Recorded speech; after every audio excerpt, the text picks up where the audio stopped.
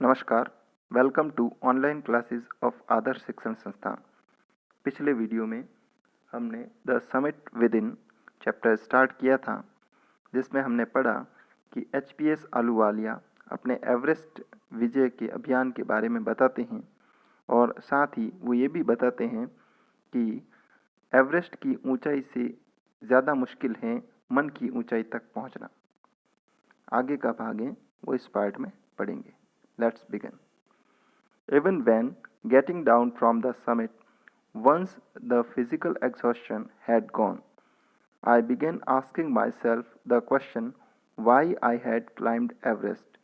Why did the act of reaching the summit have such a hold on my imagination? It was already a thing of past, something done yesterday. With every passing day, it would become more remote, and then what would remain? Would my memories fade slowly away? Even when getting down from the summit, यहाँ तक कि उस summit से, उस शिखर से नीचे उतरते समय, once the physical exhaustion का मतलब होता है थकान, जो शारीरिक थकान थी वो जा चुकी थी।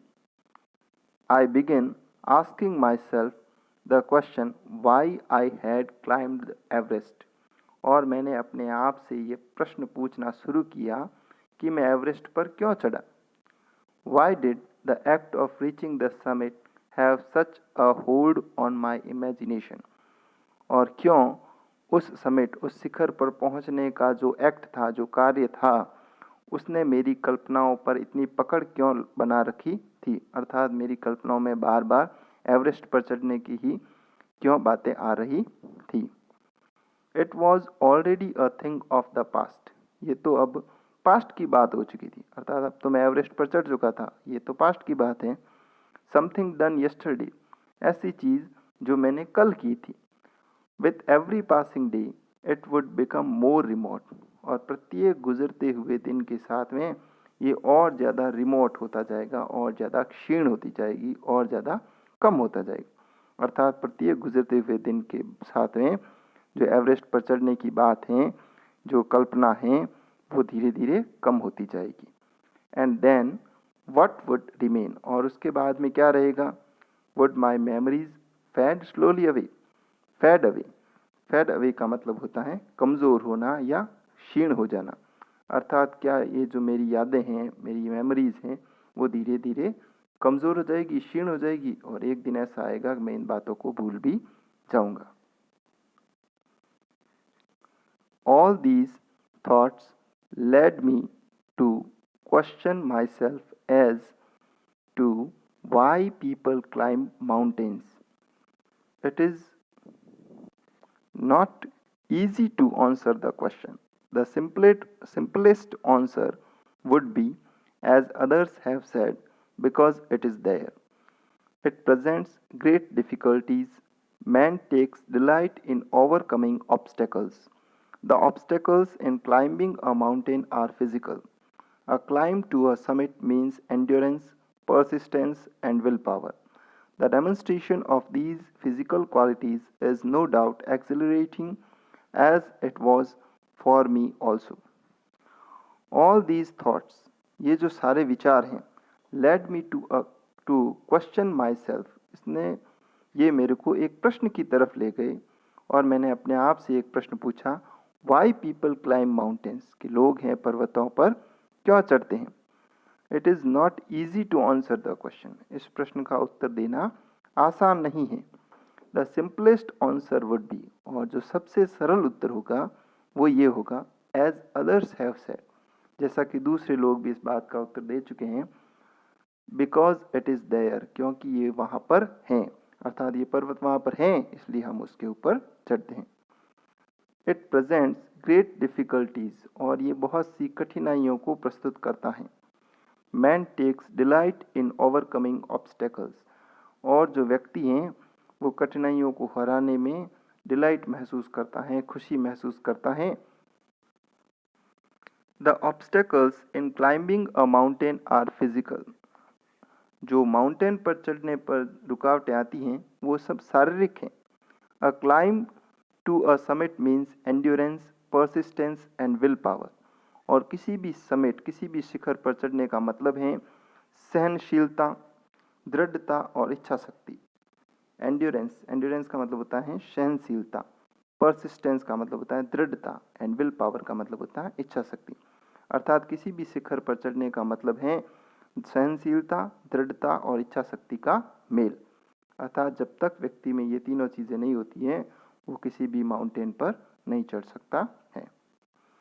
The demonstration of these physical qualities is no doubt exhilarating. और इन सभी शारीरिक गुणों का जो डेमोन्स्ट्रेशन है, जो प्रदर्शन है, वो एक्सिलरेटिंग है। एक्सिलरेटिंग का मतलब होता है रोमांचकारी, वो बहुत ही रोमांचकारी होता है। As it was for me also, और ये मेरे लिए भी था। अर्थात किसी भी इन गुणों का प्रदर्शन करना मेरे लिए भी रोमांचकारी था। मैंने भी उतना ही रोमांच महसूस किया जितना कि दूसरे लोग हैं वो माउंटेन पर चढ़ने पर करते हैं। इसके अतिरिक्त वो कहते हैं, I have a more personal answer to the question. From my childhood I have been attracted by mountains. I had been miserable, lost when away from mountains in the plains. Mountains are nature at its best. Their beauty and majesty pose a great challenge, and like many, I believe that mountains are a means of communion with God. I have a more personal answer to the question. इस प्रश्न का मेरा एक बहुत ही व्यक्तिगत उत्तर है। यानी जो सारे लोग कहते हैं कि भाई इससे शारीरिक गुणों का प्रदर्शन होता है, वो तो मेरा उत्तर है ही है, लेकिन इसके अलावा भी मेरा एक व्यक्तिगत उत्तर है। From my childhood I have been attracted by mountains, कि बचपन से ही मैं पर्वतों से काफ़ी आकर्षित था। I have been miserable, I had been miserable, lost when away from mountains, और जब भी मैं पर्वतों से दूर होता था तो बहुत ज़्यादा मिजरेबल, मिजरेबल का मतलब होता है दुखी, एंड लॉस्ट का मतलब होता है खोया हुआ, तो मैं बहुत ज़्यादा दुखी और खोया हुआ महसूस करता था। इन द प्लेन्स, जब भी मैं ज़मीन पर रहता था और पर्वतों से दूर होता था तो मैं काफ़ी दुखी और खोया हुआ महसूस करता था। Mountains are nature at its best, जो माउंटेन्स हैं, जो पर्वत हैं, वो नेचर का सबसे श्रेष्ठ प्रदर्शन है। Their beauty and majesty pose a great challenge, और उनकी जो सुंदरता और तेजस्विता है, मैजेस्टी का मतलब होता है तेजस्विता, अर्थात पर्वतों की जो सुंदरता और तेजस्विता है वो एक ग्रेट चैलेंज, बहुत ही बड़ा चैलेंज, बहुत ही बड़ी चुनौती हमारे ऊपर पॉज कर देती है, हमारे ऊपर थोप देती है।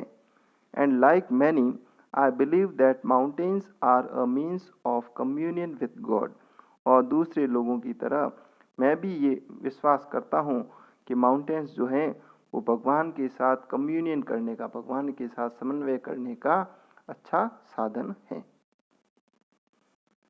अर्थात पर्वतों पर चढ़कर या पर्वतों पर पहुंचकर हम भगवान से बातचीत कर सकते हैं, ऐसा मुझे भी दूसरे लोगों की तरह विश्वास है, मैं भी ऐसा मानता हूँ। Once having granted this, the question remains, why Everest? Because it is the highest, the mightiest, and has defied many previous attempts. It takes the last ounce of one's energy. It is a brutal struggle with rock and ice. Once taken up, it cannot be given up halfway, even when one's life is at stake. The passage back is as difficult as the passage onwards. And then, when the summit is climbed, there is the exhilaration, the joy of having done something, the sense of a battle fought and won. There is a feeling of victory and of happiness. Once having granted this, grant का मतलब होता है स्वीकृति देना या मानना। एक बार इस बात को स्वीकार भी कर लिया जाए, इस बात को मान भी लिया जाए कि भाई जो पर्वत हैं वो भगवान से बातचीत का अच्छा साधन है। द क्वेश्चन रिमेन्स, तो उसके बाद में ये प्रश्न शेष रहता है, वाई एवरेस्ट? एवरेस्ट ही क्यों? भाई दुनिया में बहुत सारे दूसरे पर्वत भी हैं, तो केवल एवरेस्ट पर ही क्यों चढ़ना? Because it is the highest, the mightiest and has डिफाइड many previous attempts, क्योंकि ये सबसे ऊंचा है, द माइटिएस्ट सबसे शक्तिशाली है, and has डिफाइड many previous attempts और इसने हमारे कहीं पहले किए गए अटेम्प्ट का मतलब होता है प्रयास, पहले किए गए प्रयासों को इसने अस्वीकार कर दिया है, अर्थात इसने हमको कई बार हरा दिया है। हम इस पर चढ़ने में कई बार असफल हो गए हैं, इसलिए एवरेस्ट ही चुना जाता है। It takes the last ounce of one's energy और ये किसी भी व्यक्ति के एनर्जी का जो शक्ति है उसके अंतिम आउंस को भी ले लेता है, उसके अंतिम आउंस को भी हर लेता है। आउंस जो है वो तोल का, मापने का, तोलने का जो साधन होता है उसमें सबसे छोटा माध्यम होता है। तो लास्ट आउंस ऑफ एनर्जी है उसको भी सौंक लेता है। It is a brutal struggle with rock and ice और ये रॉक एंड आइस, चट्टान और बर्फ के साथ में काफ़ी ब्रूटल स्ट्रगल है। ब्रूटल स्ट्रगल का मतलब होता है क्रूर संघर्ष, अर्थात इसमें चढ़ने के लिए हमें चट्टानों और बर्फ के साथ में काफ़ी क्रूर संघर्ष करना पड़ता है। वंस टेकन अप, टेकअप का मतलब है स्वीकार करना, और एक बार स्वीकार करने के बाद में, एक बार शुरू करने के बाद में it can not be given up half way, इसको आधे रास्ते में छोड़ा नहीं जा सकता है। Even when one's life is at stake, at stake का मतलब होता है खतरे में होना, भले ही किसी की जिंदगी भी खतरे में क्यों ना हो, फिर भी इसको आधे रास्ते में छोड़ा नहीं जा सकता है। The passage back is as difficult as the passage onwards और जो पैसेज हैं, जो रास्ता है, जाने का रास्ता जितना मुश्किल है उतना ही आने का रास्ता भी मुश्किल है। अर्थात ऐसा नहीं है कि भाई माउंट एवरेस्ट पर चढ़ते समय ही मुश्किलें आती है, उसको उतरना भी उतना ही, वहाँ से वापस नीचे आना भी उतना ही मुश्किल है। And then when the summit is climbed और एक बार जब उस शिखर पर पहुँच जाते हैं, there is the exhilaration, the joy of having done something, तो उसके बाद में एक अजीब सा रोमांच हमारे अंदर, एक्सिलरेशन का मतलब रोमांच, एक अजीब सा रोमांच हमारे अंदर आ जाता है। The joy of having done something और ऐसी खुशी, किसी काम को करने के बाद में ऐसा लगता है कि हाँ भाई हमने कुछ किया है, वो खुशी हमें महसूस होती है। The sense of a battle fought and won, ऐसा लगता है कि किसी युद्ध को हमने लड़ा और जीत गए। There is a feeling of victory and of happiness और हमारे अंदर एक विजय और खुशी की अजीब सी फीलिंग, अजीब सी भावना होती है। Thank you. नेक्स्ट पार्ट है वो अगले वीडियो में पढ़ेंगे।